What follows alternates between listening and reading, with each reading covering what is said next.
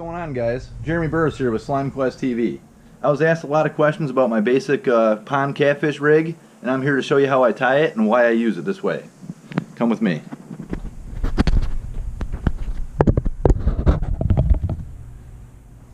Alright, basically I'm starting off with 30-pound test. I like cage and line because there's no stretch.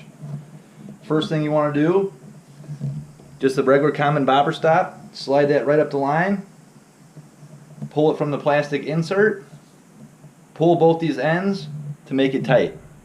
You slide it up out of your way. I don't like using the beads that come with these. They're too small, the holes are too small, not enough sliding action. So I get just a little bit bigger bead, not huge, just a small bead, but with a bigger hole. Run that bead up the line. Next, you want a 6-inch balsa float.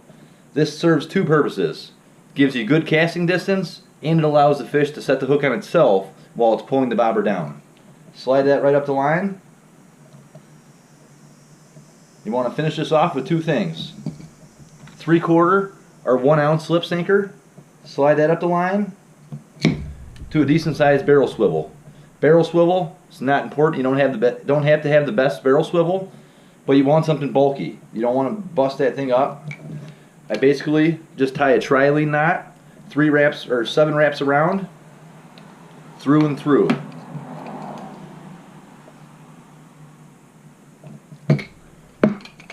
Just like that. That's basically your setup that's going to stay in your rod all the time. You're never going to have to really change this, but what you are going to have to change is the hook to the line, because those do get wore out after a while. Next thing I do, fluorocarbon. I like using fluorocarbon. Just doesn't ever get nicked. The catfish have lots of, little teeth in their mouth there. You're not going to get bit off by one of these. I usually use 20-pound test. Right now I'm using 50-pound test to show you this knot I use. It's a no-knot snell.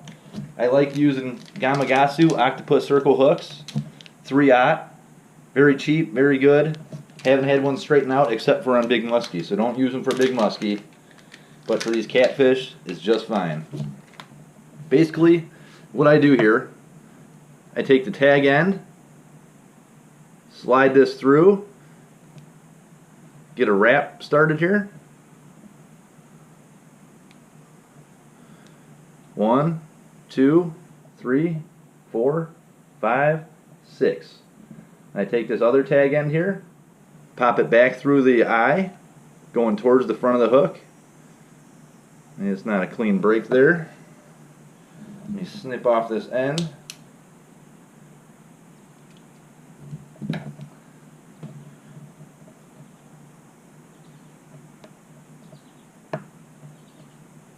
A little hard with this 50-pound. I normally use 20-pound, but right there's a knot.